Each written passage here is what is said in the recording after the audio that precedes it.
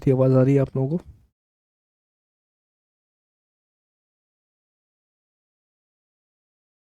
Okay, मैं एक बार पता करके बता देता हूँ। जो पीपीटी मिल रही है उसी से नोट्स बनाना है बस आपको। ठीक है, जो पीपीटी मिल रही है उससे नोट्स बना लीजिए। हाँ, टॉपिक वाइज ही पढ़ाऊंगा मैं।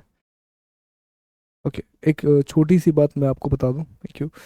यार, मेरी तबीयत बहुत ज़्यादा ख़राब है, तो इससे ज़्यादा तेज़ मैं बोल नहीं पाऊँगा। और मैं 30-35 मिनट या 40 मिनट की ही क्लास ले पाऊँगा। ठीक है। आई थॉट कि मेरी हिम्मत नहीं थी क्लास लेने की, बट आई थॉट कि नहीं यार, आपका रिदम बना हुआ है, थोड़ा बहुत ही पढ़ लेते हैं। ठीक है, तो कॉपरेट कीजिएगा। मैं छोटी ही क्लास लूँगा और इससे तेज आवाज़ नहीं आएगी मेरी। ओके। ठीक।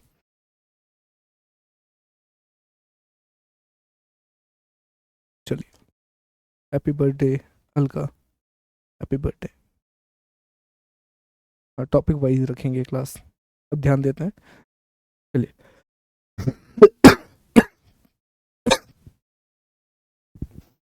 ओके, ध्यान दीजिए। तो पहले एक बार हमने जो कल पढ़ा था उसको जल्दी जल्दी रिकॉल कर लेते हैं, फिर अगले टॉपिक को पढ़ना शुरू करेंगे। तो आप याद करें, कल की क्लास में हमने आर्कियोलॉजिकल सोर्स पढ़ना शुरू किया था। हमने पुरातात्विक साक्ष्यों के बारे में पढ़ना शुरू किया था। पुरातात्विक साक्ष्यों में सामान्यतः हम वस्तुओं या सामग्रियों का अध्ययन करते हैं। हम ऑब्जेक्ट को स्टडी करते हैं, हिस्टोरिकल ऑब्जेक्ट्स के बारे में हम पढ़ते हैं। अब इसमें बर्तन आते हैं, घर आते हैं, अ, आप कह सकते हैं बस्तियां आती हैं, सिक्के आते हैं, शिलालेख आते हैं। इंग्लिश में हम इसे बोलते हैं सेटलमेंट, हाउसेस, पोट्रीज। इसके अलावा जो कॉइन्स हैं, फिर इंस्क्रिप्शन हैं, ये सभी चीज़ें आर्कियोलॉजिकल सोर्स के तहत आती हैं। ये सभी चीज़ें पुरातात्विक साक्ष्य के तहत आते हैं। ठीक है। अब इसमें हमने कल सबसे पहले मटेरियल रिमेन्स को स्टडी किया। सबसे पहले हमने सामग्री अवशेष का अध्ययन किया। मटेरियल रिमेन्स में हमने जाना कि मकान अर्थात हाउसेस, बस्तियां अर्थात सेटलमेंट, औजार अर्थात टूल्स। औजार में हमने देखा कि शुरुआती औजार पत्थर के होते थे, स्टोन के होते थे, फिर कॉपर, फिर ब्रॉन्ज, और फिर हमें आयरन देखने के लिए मिलता है। तो ये मटेरियल रिमेन्स हैं। ये अलग अलग जो सामग्रियां हमें मिली हैं, जो अवशेष हमें मिले हैं, ये हम उसकी बात कर रहे हैं। इसी में हमने कल आपको एक और चीज़ बताई थी कि कुछ घरों में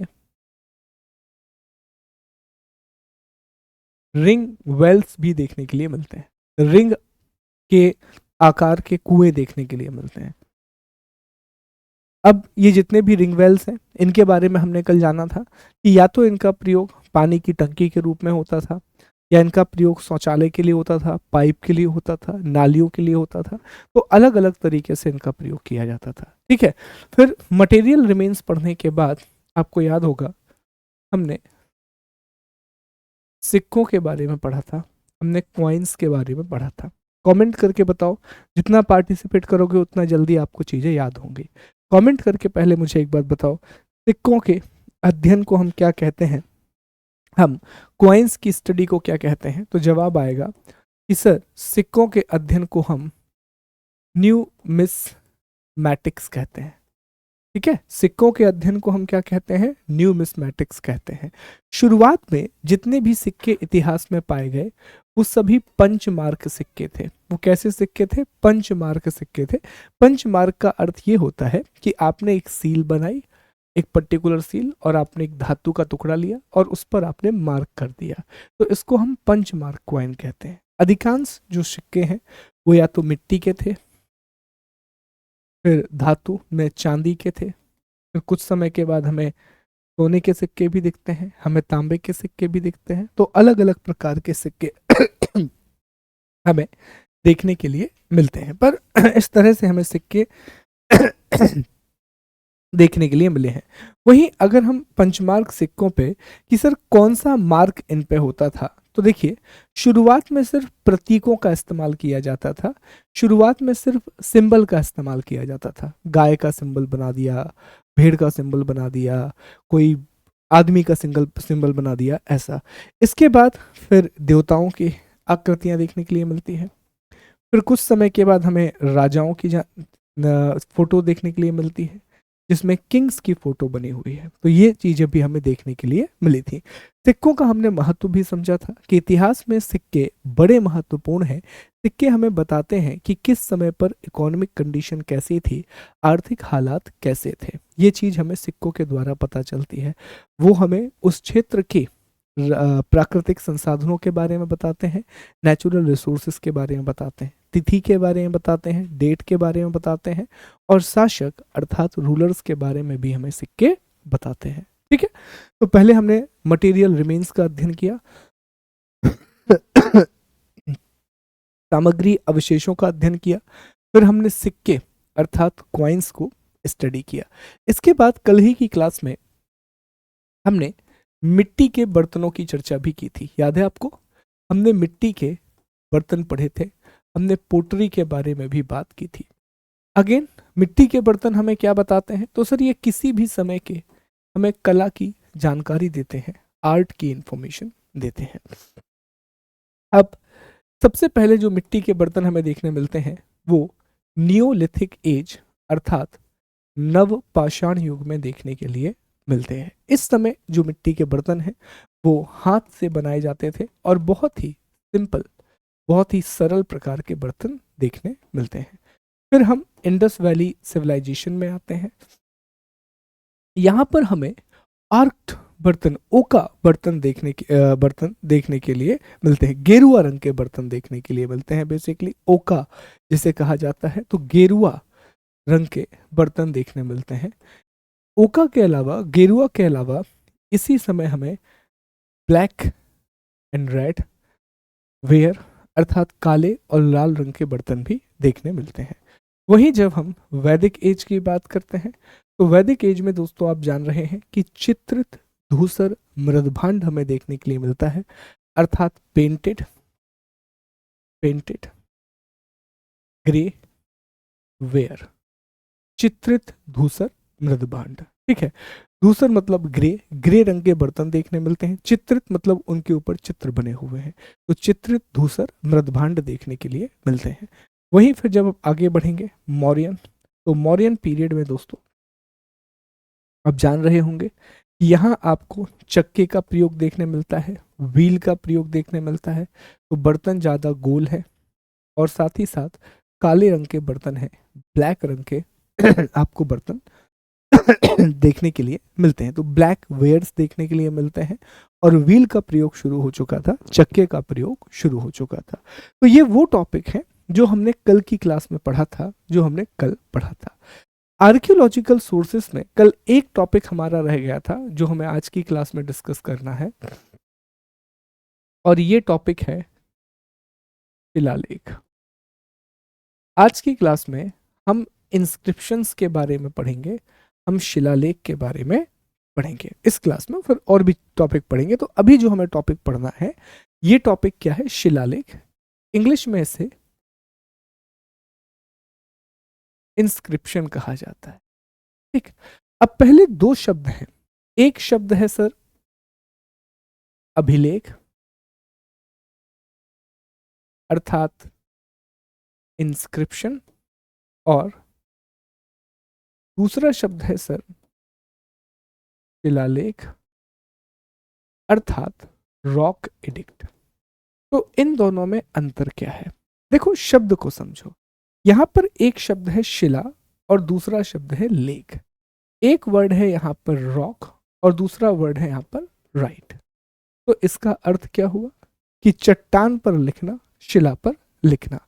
तो शिलालेख ऐसे ऐतिहासिक स्रोत हैं जो या तो किसी चट्टान पर या किसी दीवार पर या किसी पत्थर पर लिख दिए जाते।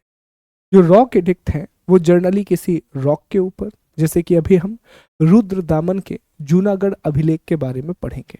तो जो रुद्रदामन का जूनागढ़ इंस्क्रिप्शन है वो एक्चुअल में एक शिलालेख है, वो एक्चुअल में एक रॉक एडिक्ट है, क्योंकि वो एक चट्टान के ऊपर लिखा गया है और संस्कृत भाषा में लिखा गया है, संस्कृत लैंग्वेज में लिखा गया है, जिसमें सुदर्शन झील के बारे में बताया गया है, जिसमें सुदर्शन लेक के बारे में बताया गया है।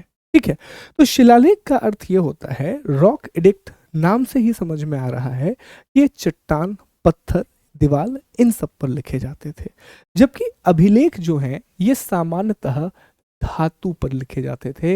ये सामान्यतः किस पर लिखे जाते हैं दोस्तों? तो ये सामान्यतः आपको धातु पर लिखे हुए दिखाई देते हैं। ठीक है, तो ये धातु पर लिखे हुए, मेटल पर आपको लिखे हुए दिखाई देते हैं। तो मेटल पर इंस्क्रिप्शन लिखे जाते थे, मेटल पर क्या लिखे जाते थे? इंस्क्रिप्शन।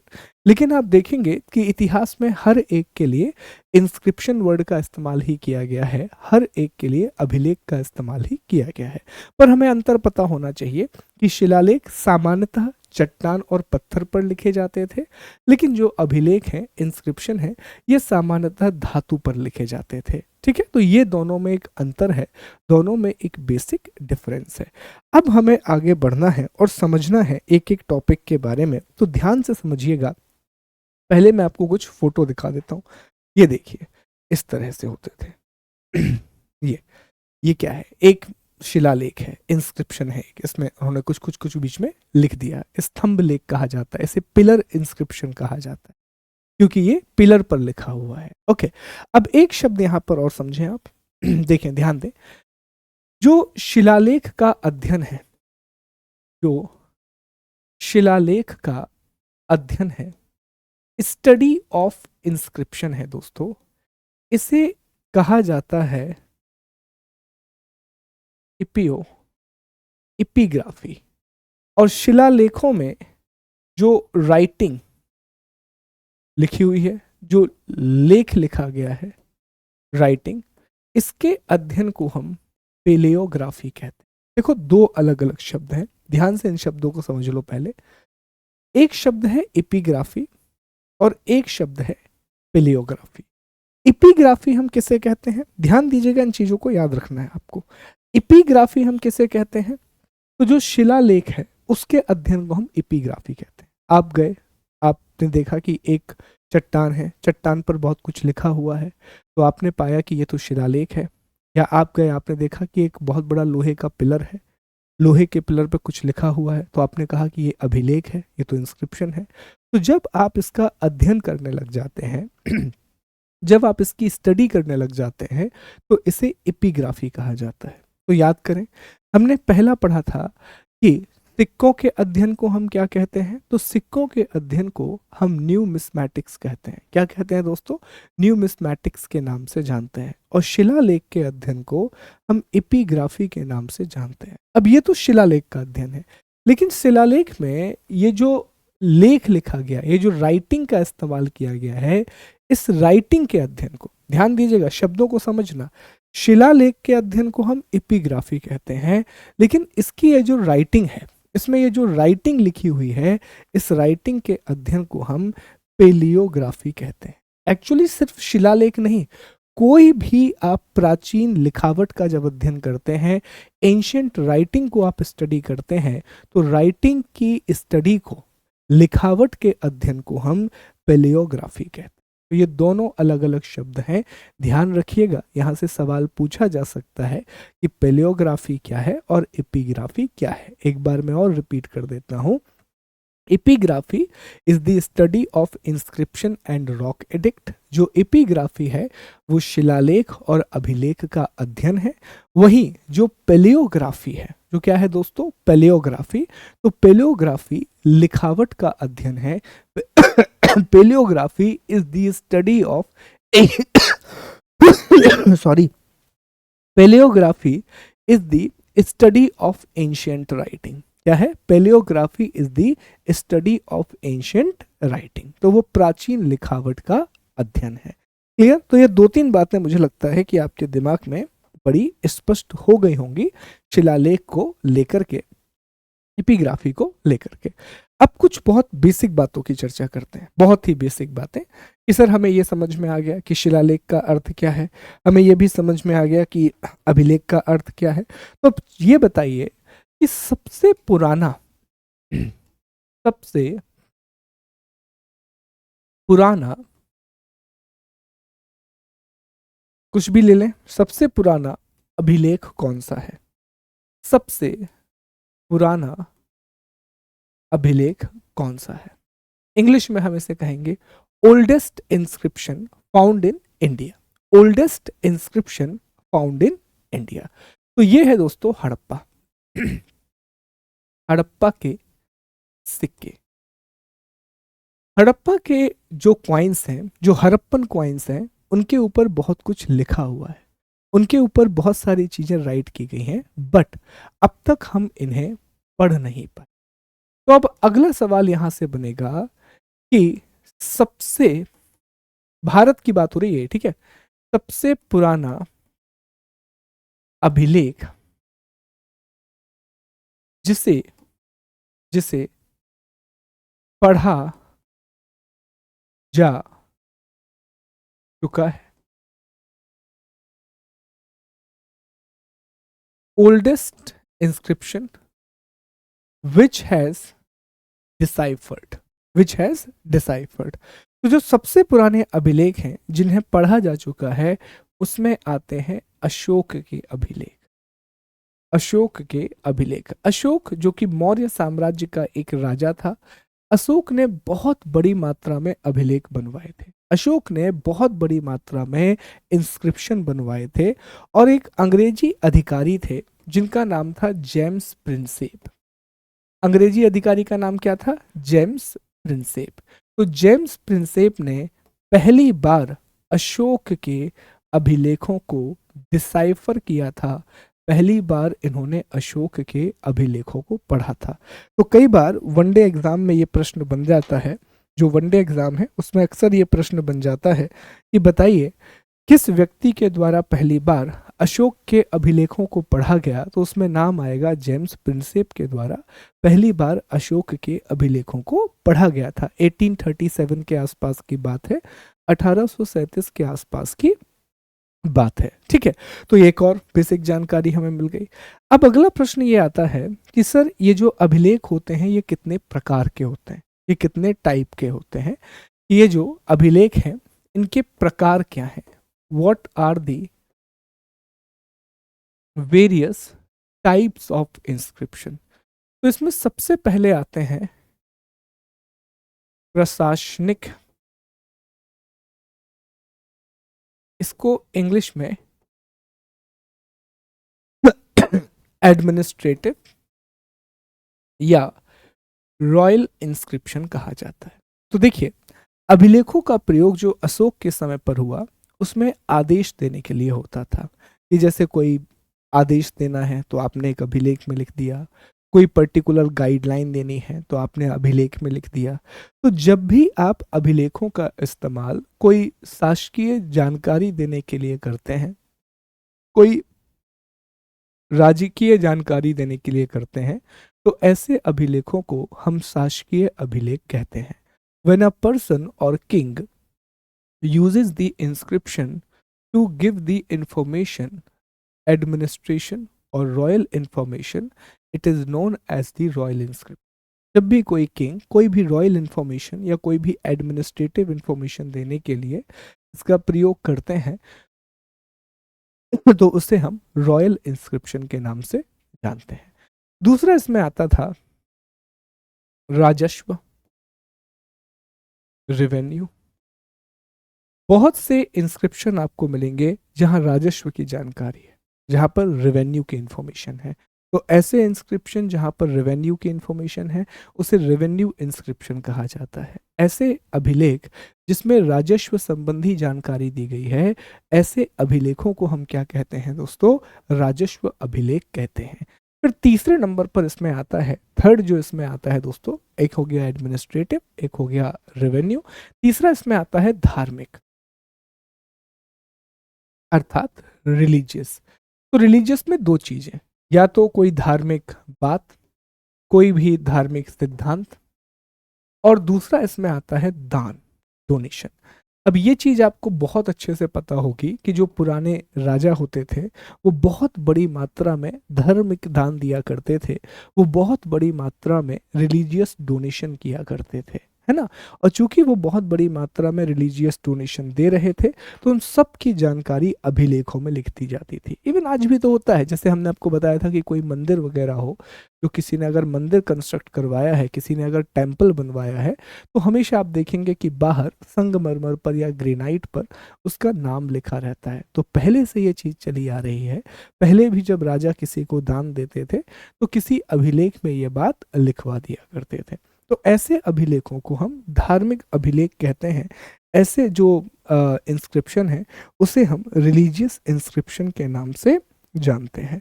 और चौथा इसमें आता है राजा की उपलब्धियों से संबंधित अभिलेख, किंग्स अचीवमेंट, किंग्स अचीवमेंट।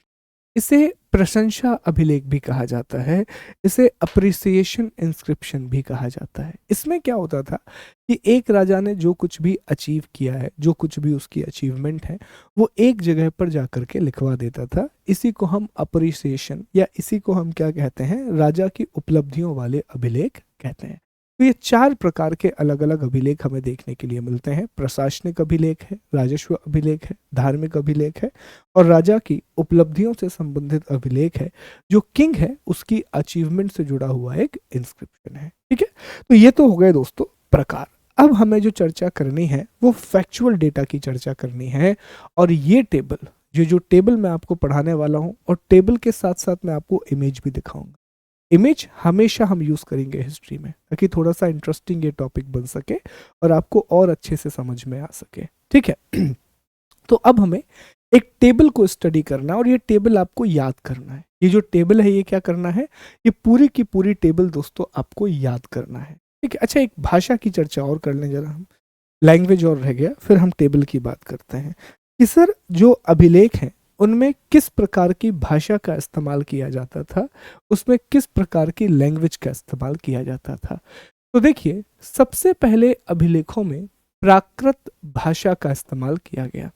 इसको ऐसे लिखते हैं अपन, देखिए सबसे पहले जो अभिलेख है लैंग्वेज, भाषा, तो सबसे पहले अभिलेखों में प्राकृत भाषा का इस्तेमाल किया गया। इंग्लिश में इसे प्राकृत लैंग्वेज कहते हैं। फिर संस्कृत, संस्कृत और बहुत बाद में स्थानीय भाषाओं का प्रयोग। ठीक, सबसे पहले प्राकृत लैंग्वेज, फिर संस्कृत और फिर लोकल, जिसे हम वर्नाकुलर भी कहते हैं। ठीक, वहीं अगर हम अशोक के अभिलेखों की बात करें तो ये तो भाषा हो गई। अब हमारी भाषा क्या है, हिंदी, लेकिन हिंदी लिखी किस में जाती है, देवनागरी लिपि में। तो जो अशोक के अभिलेख हैं इसकी लिपि क्या थी लिपि, राइटिंग। तो ये जो अशोक के अभिलेख हैं ये दोस्तों लिखे गए ब्राह्मी और खरोष्टी। और जो अभिलेख बाहर पाए गए हैं उसमें अरमाइक भाषा का भी प्रयोग किया गया है। तो अशोक के अभिलेख किस में लिखे गए, ब्राह्मी और खरोष्टी। ब्राह्मी एक ऐसी लिपि है जो लेफ्ट टू राइट लिखी जाती है और खरोष्टी राइट टू लेफ्ट। ठीक है, तो ये ब्राह्मी एक लिपि है और एक खरोष्टी नाम की लिपि है। ब्राह्मी आपको याद रखना है, मैं आपको इमेज दिखाता हूं एक बार।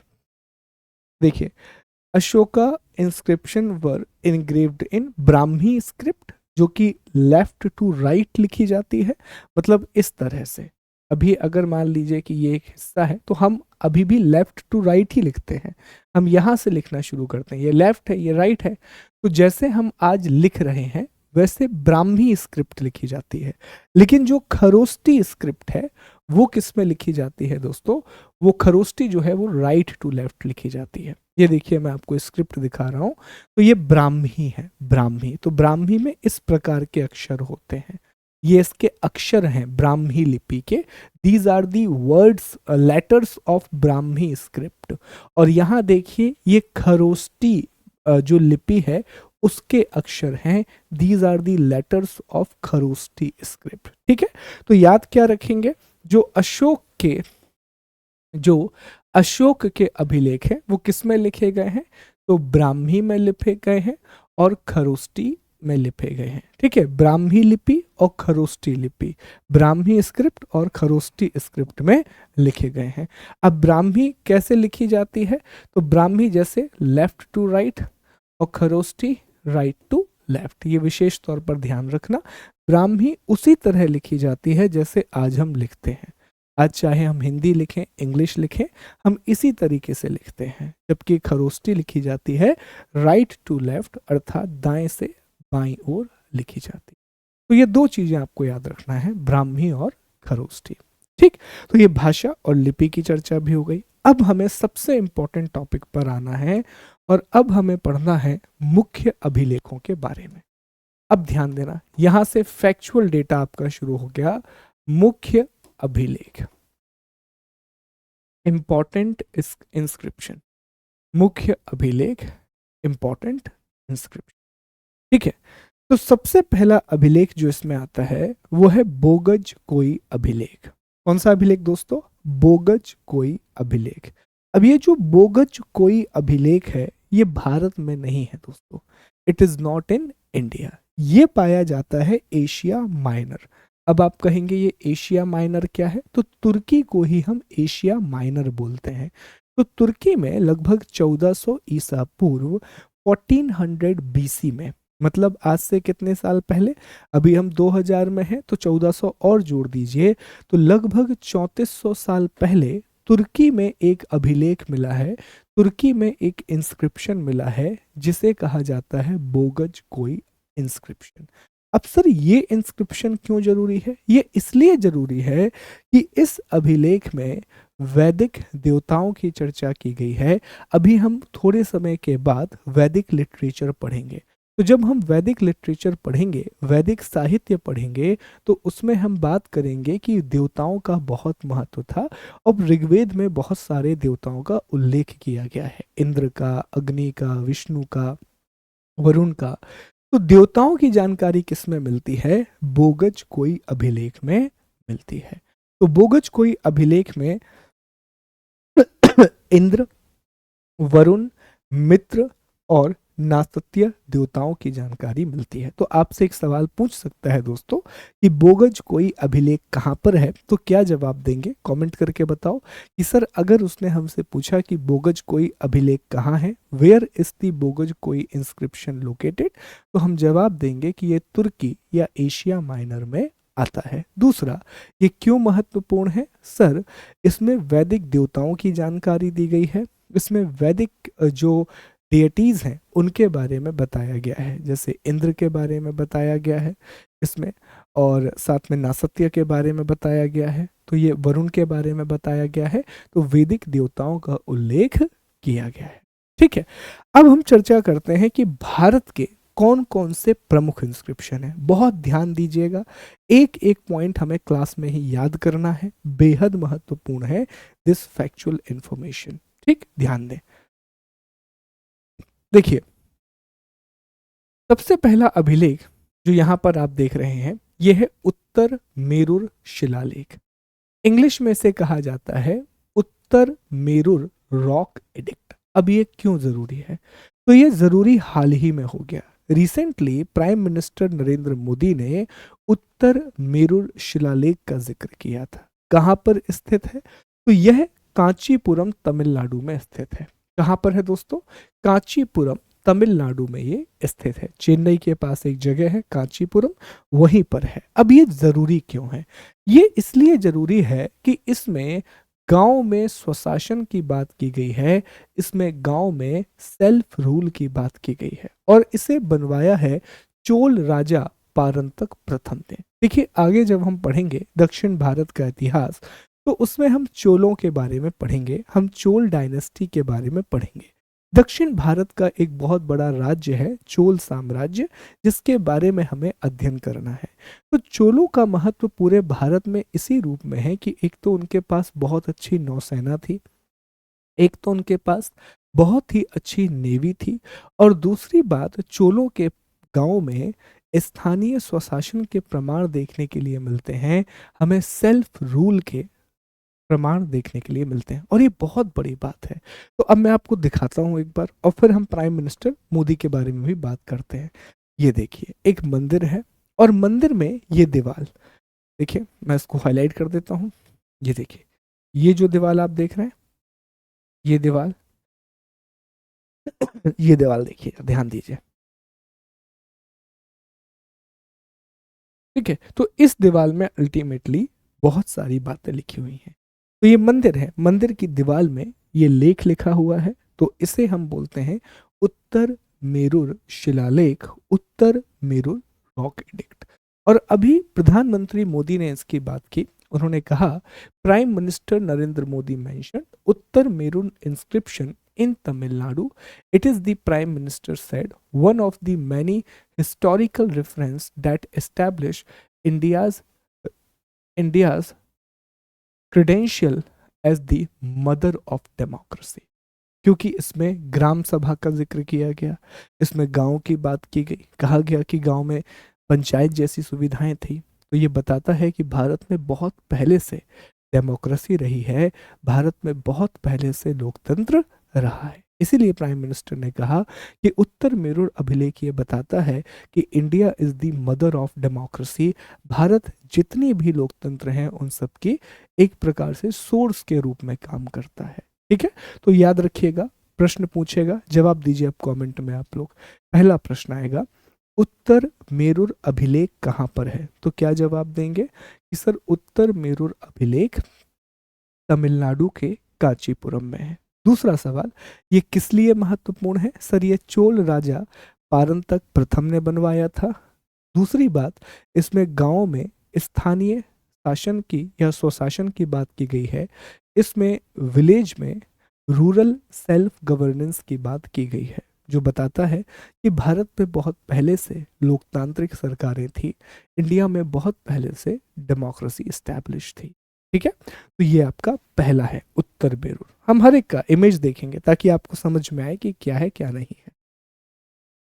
अब देखें, दूसरा जो है वो है एरन अभिलेख, अर्थात एरन इंस्क्रिप्शन। अब अगर कोई मध्य प्रदेश से है, चूंकि मैं मध्य प्रदेश से हूँ और हमारे शहर के बहुत पास में ही एरन अभिलेख है, बेसिकली दमोह के पास सागर है, सागर में ही एक जगह है बीना, वहीं पर आपको एरन अभिलेख मिलता है। ठीक है, तो ये मध्य प्रदेश के सागर में स्थित है, बीना नदी के किनारे, मध्य प्रदेश के सागर में। एरन बहुत महत्वपूर्ण अभिलेख है, बहुत ही महत्वपूर्ण। आइए पहले एक बार देखते हैं, फिर इसकी जानकारी हम प्राप्त करते हैं। ठीक है, ये है एरन अभिलेख। ये बेसिकली एक सुअर की आकृति पर बनाया गया अभिलेख है, इसीलिए इंग्लिश की किताबों में इसे एरन बोअर इंस्क्रिप्शन भी कहा जाता है, एरन बोअर इंस्क्रिप्शन के नाम से जाना जाता है। तो एक बार देखिए ध्यान से, इस प्रकार की एक आकृति बनी हुई है, और इस यहाँ पर जहाँ पर मैं मार्क करूंगा, देखिएगा इस जगह पर, यहाँ पर जानकारी लिखी हुई, इस जगह पर क्या लिखी है? इंफॉर्मेशन लिखी हुई है, जानकारी लिखी हुई है। अब क्या लिखा है पहले मैं आपको बताता हूँ। तो ये जो एरन अभिलेख है, माना जाता है कि ये गुप्त साम्राज्य से संबंधित है, ये गुप्ता एम्पायर से जुड़ा हुआ है। बेसिकली ये जो इलाका है जहाँ पर एरन है, इसका पुराना नाम एरेनिका है। क्या है इसका पुराना नाम? एरेनिका है। तो एरेनिका प्रांत का नाम था और एरन उसकी राजधानी थी। तो इसमें पहला सती प्रथा का प्रमाण मिलता है। अब अगर आगे जाकर के हम पढ़ेंगे राजा राम मोहन राय का, जब हम जिक्र करेंगे कि भारत में एक सती नाम की प्रथा चलती थी। सती प्रथा में होता यह था कि जैसे मान लीजिए कि एक महिला है और उसके पति का निधन हो गया, तो जब उसके पति को चिता में जलाया जाएगा तो महिला को भी उसी में जला दिया जाता था। ठीक है, तो इसी को हम सती प्रथा बोलते थे। तो भारत में सती का जो पहला प्रमाण देखने के लिए मिलता है वो बोर इंस्क्रिप्शन या एरन बोर इंस्क्रिप्शन में देखने के लिए मिलता है। साथ ही साथ इसमें यह भी लिखा गया है कि गुप्त साम्राज्य के कुछ हिस्सों में विधवा पुनर्विवाह पर रोक लगा दी गई थी, जो विडो रीमैरिज है उसको बंद कर दिया था, और लड़कियों को जो आधारभूत शिक्षा मिलती थी, जो गर्ल को बेसिक या एलिमेंट्री एजुकेशन मिलती थी, वह भी बंद करवा दिया गया था। तो एरन इंस्क्रिप्शन हमें कुछ ऐसी बातों के बारे में बताता है। आइए एक बार मैं आपको दिखा भी देता हूँ कि एरन गुप्त साम्राज्य के एरानिका प्रदेश की राजधानी थी। एरन शिलालेख गुप्त काल में प्रचलित सती प्रथा की पुष्टि करता है। विधवा पुनर्विवाह को बंद कर दिया गया और लड़कियों की बुनियादी शिक्षा पर भी प्रतिबंध लगा दिया गया। इंग्लिश में देखें, Eran was the capital of एरानिका.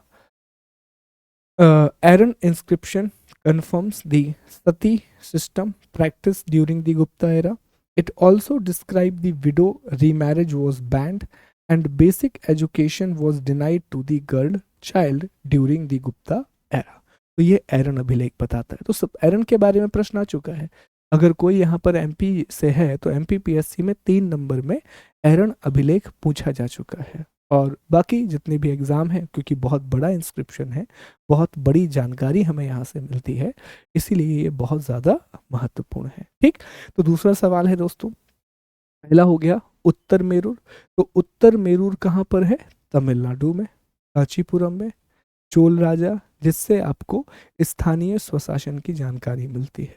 और दूसरा है एरन अभिलेख अर्थात एरन इंस्क्रिप्शन, और एरन इंस्क्रिप्शन कहाँ पर है? सागर, मध्य प्रदेश में है। इससे आपको सती प्रथा की जानकारी मिलती है, सती के बारे में पता चलता है। ठीक है, चलिए आगे बढ़ते हैं। इसके बाद अगला जो अभिलेख है ये है बेसनगर या विदिशा इंस्क्रिप्शन। बड़ा महत्वपूर्ण है, ये भी मध्य प्रदेश से जुड़ा हुआ है। बेसनगर और विदिशा इंस्क्रिप्शन ये बहुत बहुत इंपॉर्टेंट है। बेसनगर की बात कर लें, चाहे आप चर्चा कर लें एरन की, they are very very much important. तो ये कहाँ पर है? ये मध्य प्रदेश के विदिशा जिले में पाया जाता है। इस तरह का है, ये देखिए इस तरह का, ये इसका टॉप है, टॉप आपको इस तरह का दिखेगा। ठीक है, अब the pillar inscription was constructed by Heliodorus, a Greek ambassador, it is written in the Prakrit language, Prakrit में लिखा हुआ है, एंड ब्राह्मी स्क्रिप्ट। भाषा कौन सी है? प्राकृत, और लिपि कौन सी है? Brahmi. The pillar inscription is devoted to the lord Vasudeva.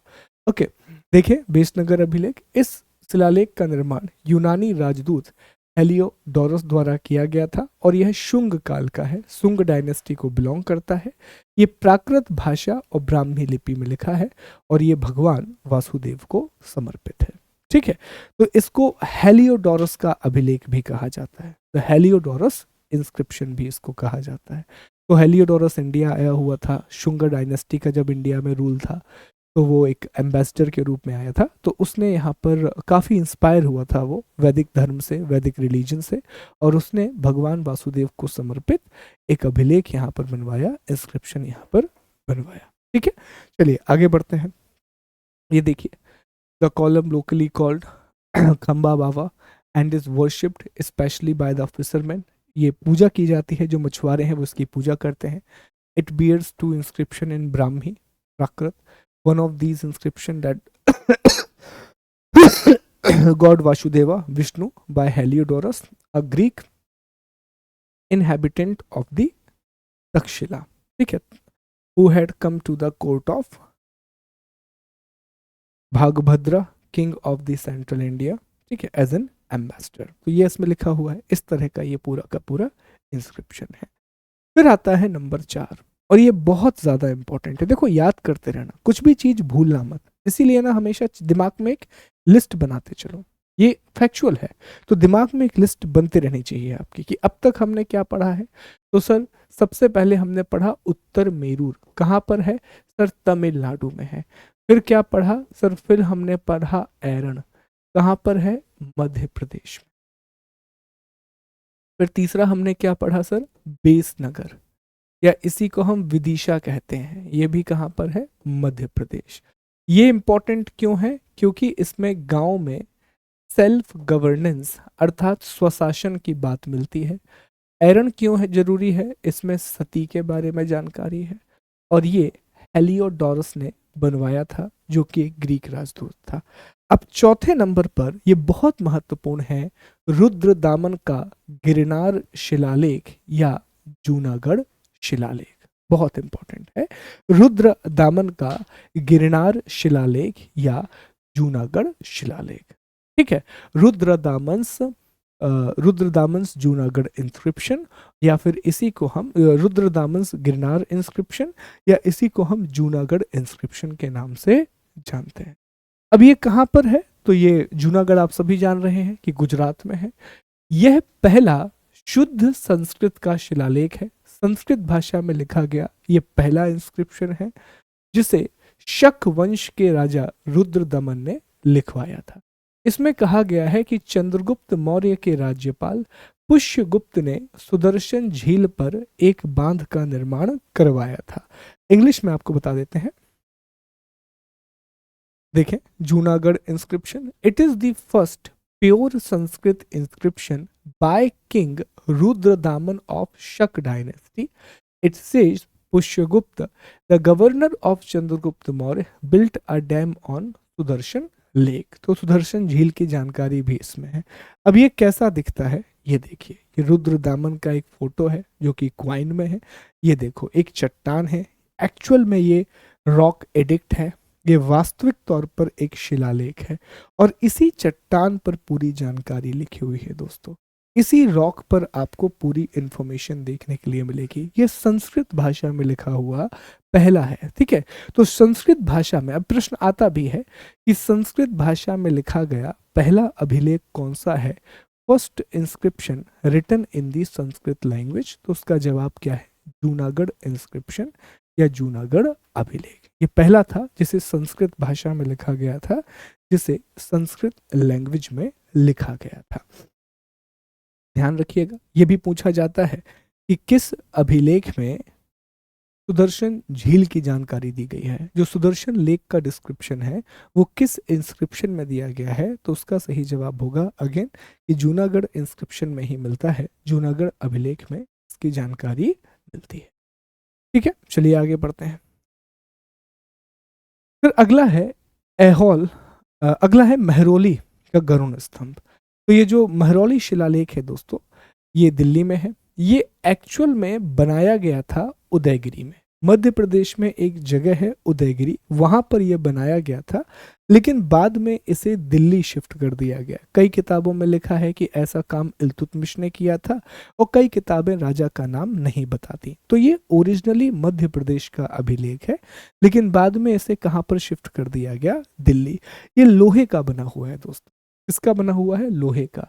तो इसे चंद्रगुप्त विक्रमादित्य ने बनवाया था। इसमें चंद्रगुप्त द्वितीय की वंगा देशों और वाटकों पर विजय का उल्लेख है। शार्दुल विक्रीडित छंद में संस्कृत भाषा में लिखा हुआ है। ठीक, फिर इसके बाद आता है ऐहोल अभिलेख, ऐहोल इंस्क्रिप्शन, बहुत इंपॉर्टेंट है। कहां पर है, कर्नाटक में, कर्नाटक के बागलकोट नाम की जगह पर है। यह भी संस्कृत में लिखा हुआ है। इसकी रचना जैन कवि रवि कीर्ति के द्वारा की गई थी और यह चालुक्य वंश के राजा पुलिकेशन द्वितीय से संबंधित है। जो चालुक्य किंग थे पुलिकेशन द सेकंड, उनसे ये जुड़ा हुआ है। इंग्लिश में एक बार पहले देख लीजिए, कहाँ इंग्लिश में पढ़ लेते हैं एक बार। ऐहोल इंस्क्रिप्शन, ऐहोल इंस्क्रिप्शन कहाँ पर है, Bagalkot Karnataka. It is eulogy of the Chalukya king Pulication II and mention his victory over the Harshvardhana. It is written in the Sanskrit, composed by Ravi Kirti, the court poet of the Pulication द्वितीय। तो रवि कीर्ति जी के द्वारा, कवि रवि कीर्ति के द्वारा इसे बनाया गया है। ये है ऐहोल। तो ये भी एक मंदिर में ही है। ये मेगुटू नाम का एक टेम्पल है, और इसमें आप देखिए ये जो जगह है ना, यहाँ पर ये जो जगह है, इतनी जगह में इंस्क्रिप्शन लिखा हुआ है। तो इसमें पुलिकेशन द्वितीय की जानकारी है, पुलिकेशन सेकंड की इंफॉर्मेशन है, और ये है वो लौह स्तंभ जो कि कुतुब कॉम्प्लेक्स में रखा हुआ है, यहीं पर कुतुब मीनार है। अब ये जो है, ये इसे गरुड़ स्तंभ कहा जाता है। क्या कहा जाता है, गरुड़ स्तंभ कहा जाता है। ये एक्चुअल में मध्य प्रदेश के उदयगिरी में बनाया गया था, लेकिन बाद में फिर इसे दिल्ली स्थानांतरित कर दिया गया।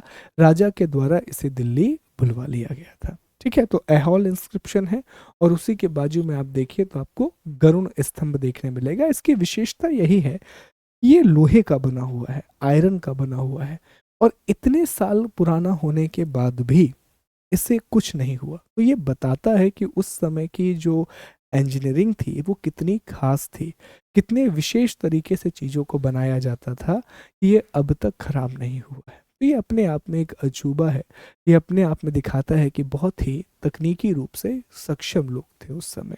ठीक है, तो जूनागढ़ हो गया, महरौली हो गया, इसे वो गरुण पिलर भी कहा जाता है, और ऐहोल इंस्क्रिप्शन भी हो गया। तो अब एक बार रिवीजन करेंगे फिर हम आगे बढ़ेंगे। तो हमने उत्तर मेरूर पढ़ा।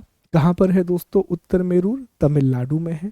और इसमें चोल साम्राज्य के समय जो गांव हैं उन गांवों में स्थानीय शासन की बात की गई है। जो चोल एम्पायर है, तो चोल एम्पायर में जो विलेजेस हैं उन विलेजेस में सेल्फ गवर्नेंस की बात की गई है। दूसरा है एरण।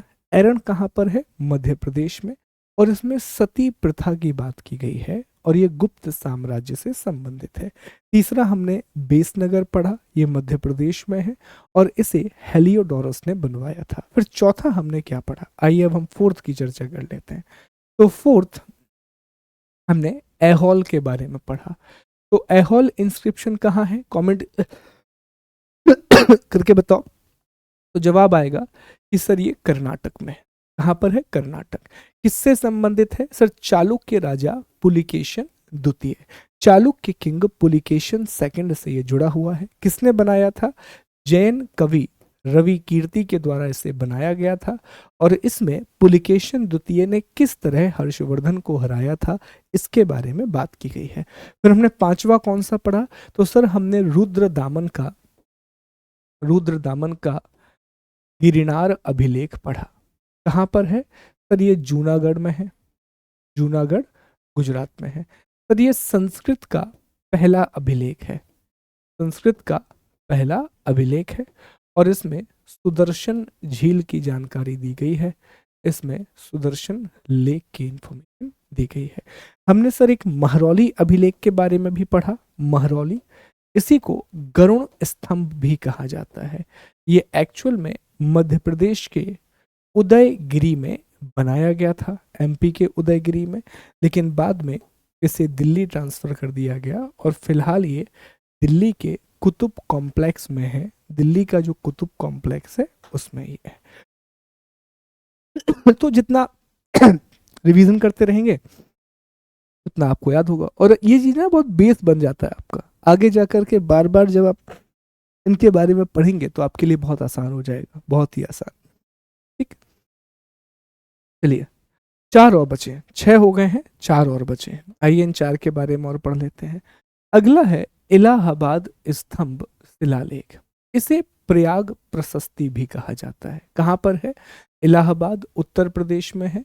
यह समुद्रगुप्त द्वारा जारी किया गया था और हरिसेन के द्वारा लिखा गया था। यह चंपू काव्य शैली में संस्कृत में लिखा गया है।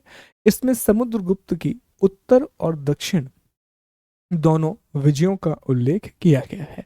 इंग्लिश में एक बार देख लेते हैं कि इलाहाबाद पिलर इंस्क्रिप्शन, इसी को प्रयाग प्रशस्ति के नाम से भी जाना जाता है। ये इलाहाबाद उत्तर प्रदेश में है। It is issued by Samudragupta and composed by Harisena. ये संस्कृत लैंग्वेज में लिखा हुआ है और समुद्रगुप्त की नॉर्थ और साउथ कॉन्क्वेस्ट के बारे में ये बताता है। देखो समुद्रगुप्त के बारे में हम पढ़ेंगे, एक बहुत ही शक्तिशाली शासक, बहुत ही शक्तिशाली शासक। समुद्रगुप्त को भारत का नेपोलियन कहा जाता है, नेपोलियन ऑफ इंडिया कहा जाता है। उसने इतनी सारी विजय प्राप्त की थी।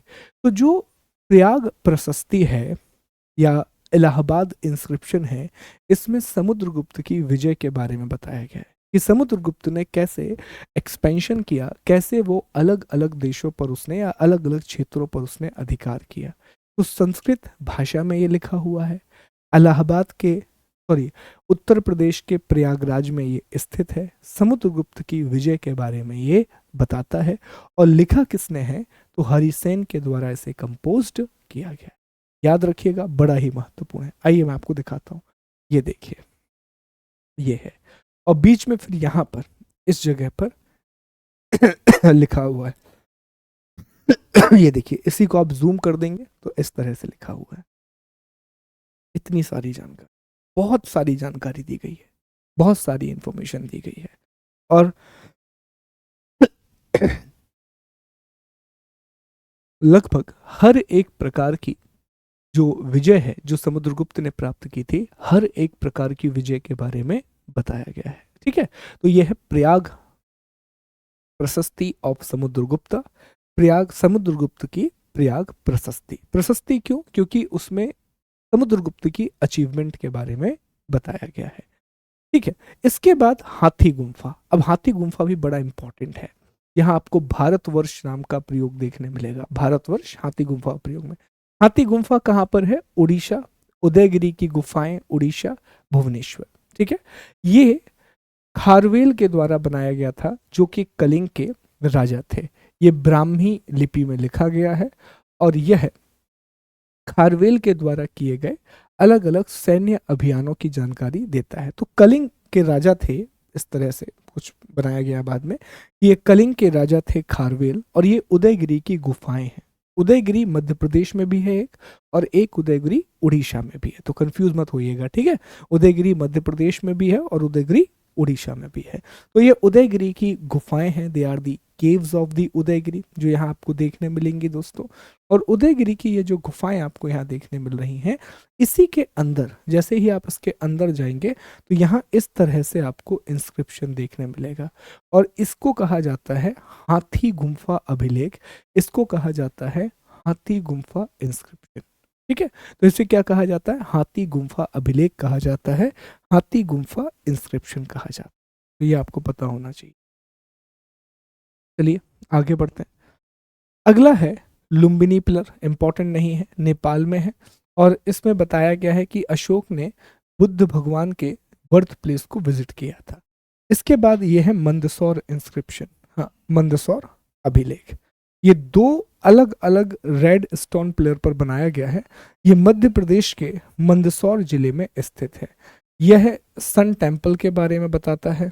ये कुमार गुप्त के शासनकाल और यशोधर्मन के शासनकाल के बारे में बताता है। देखिए मंदसौर शिलालेख, ये सोनदानी मंदसौर जिले में स्थित है। सूर्य मंदिर के निर्माण का उक्र है। कुमार गुप्त के काल में वत्स भट्ट के द्वारा ये लिखा गया था। इसमें यशोधर्मन और कुमार गुप्त के बारे में बताया गया है। तो ये मंदसौर इंस्क्रिप्शन है, ये रहा, ये देखिए ये मंदसौर इंस्क्रिप्शन है। तो मध्य प्रदेश में तीन बड़े इंस्क्रिप्शन देखने मिले हमें। एक एरन, जो कि मध्य प्रदेश के सागर में है। दूसरा फिर हमें देखने के लिए मिला बेसनगर अभिलेख, जो कि मध्य प्रदेश के विदिशा में है। और तीसरा हमें देखने मिला मंदसौर इंस्क्रिप्शन। बेसिकली दो अलग अलग रेड स्टोन के पिलर हैं, इसी पिलर पर जानकारी लिखी गई है, इसी पिलर पर जानकारी लिखी गई है। ठीक है, और ये नहीं है, ये है। ठीक है, ये दो पिलर हैं जिस पर जानकारी लिखी गई है। तो अब ये एक पूरा का पूरा मैप के रूप में यहाँ पर दिया गया। ये देखो महरौली, ध्यान देना एक एक पे। ये है महरौली। अब महरौली कहाँ पर बना था? तो सर महरौली बना था मध्य प्रदेश के उदयगिरी में, बाद में इसे दिल्ली ला करके रख दिया गया। दूसरा फिर यहाँ पर आप देखें एरन, गुप्त काल का है सर। ठीक है सती प्रथा की जानकारी है। मंदसौर सर दो अलग अलग पिलर हैं, कुमार गुप्त के इससे संबंधित हैं, वत्स भट्ट ने बनवाया था। जूनागढ़ में देखिए, जूनागढ़ रुद्रदामन का अभिलेख है, संस्कृत भाषा का पहला अभिलेख है। बेसनगर, यहाँ पर बेसनगर सर हेलियोडोरस ने विदिशा में एक बेसनगर अभिलेख बनवाया था। ठीक है, फिर इसमें आप देखें ऐहोल, तो कर्नाटक में ऐहोल अभिलेख है, ऐहोल इंस्क्रिप्शन है, पुलिकेशन ये से जुड़ा हुआ है। ठीक है, ये देखिए उत्तर मेरू, तमिलनाडु के कांचीपुरम में उत्तर मेरूर इंस्क्रिप्शन है। चोल राजा से संबंधित ग्रामीण क्षेत्रों में स्वशासन की जानकारी दी गई है। इलाहाबाद इंस्क्रिप्शन, इलाहाबाद, तो सर ये समुद्रगुप्त की प्रशस्ति है। इसमें समुद्रगुप्त की दक्षिण और उत्तर भारत की विजय की जानकारी दी गई है। ठीक है, हाथी गुम्फा, इसको उदयगिरी भी कहते हैं। सर ये कलिंग राजा खारवेल का इंस्क्रिप्शन है और इसमें कलिंग राजा खारवेल की अलग अलग विजय की जानकारी दी गई है। तो ये दोस्तों आपके महत्वपूर्ण इंस्क्रिप्शन है। ये पीडीएफ में तुरंत ही, जस्ट क्लास के तुरंत आपको 15-20 मिनट बाद ये पीडीएफ मिल जाएगा। इनको याद कर लीजिए, मैं भी कल भी रिवीजन कराऊंगा। कल जब हम साहित्य के स्रोत पढ़ेंगे तो कल हम पढ़ेंगे इसके बारे में, बट मेक श्योर कि आप इसे याद कर लें। ठीक है, तो आज के लिए इतना ही। मेरा स्वास्थ्य ठीक नहीं है, अदरवाइज मैं आपको वैदिक साहित्य के बारे में भी पढ़ा देता। बाकी चीज़ों को हम कल पढ़ेंगे। कोई डाउट है तो आप पूछ सकते हैं। Thank you so much.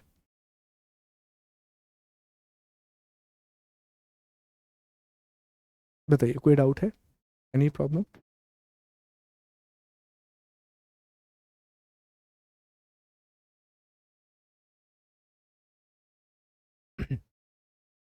एक ही होता है, सिनॉप्सिस और शॉर्ट नोट में कोई अंतर नहीं होता।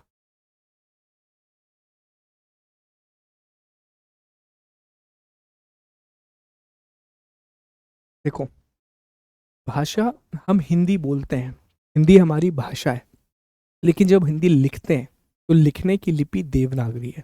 ठीक है, तो भाषा जो हम बोलते हैं, लिपि जिसमें हम उस भाषा को लिखते हैं।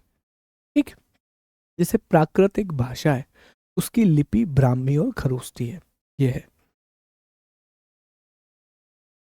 नहीं, कल मेरी क्लास होगी, मंडे को क्लास नहीं होगी। Inscriptions is of two types, दो प्रकार के हैं। एक इंस्क्रिप्शन है, एक रॉक एडिक्ट है ना। रॉक एडिक्ट जो रॉक्स पर लिखे जाते हैं, inscription they are written on the metals.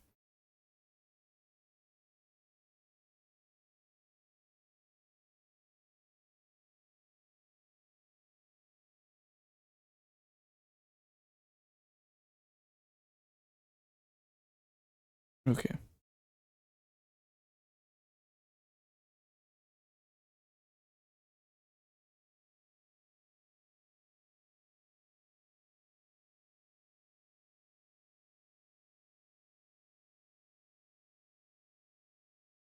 उसमें लिखा रहता है, उसमें जानकारी रहती है कि अभिलेख उसी समय का है या नहीं है।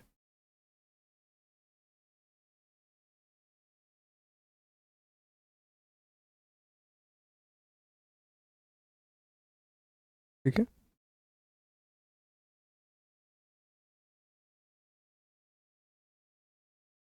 Thank you.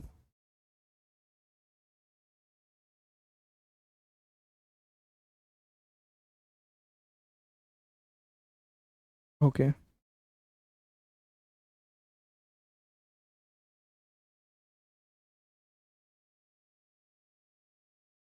चलिए, थैंक यू सो मच, फिर मिलते हैं आप लोगों से। Take care, God bless you.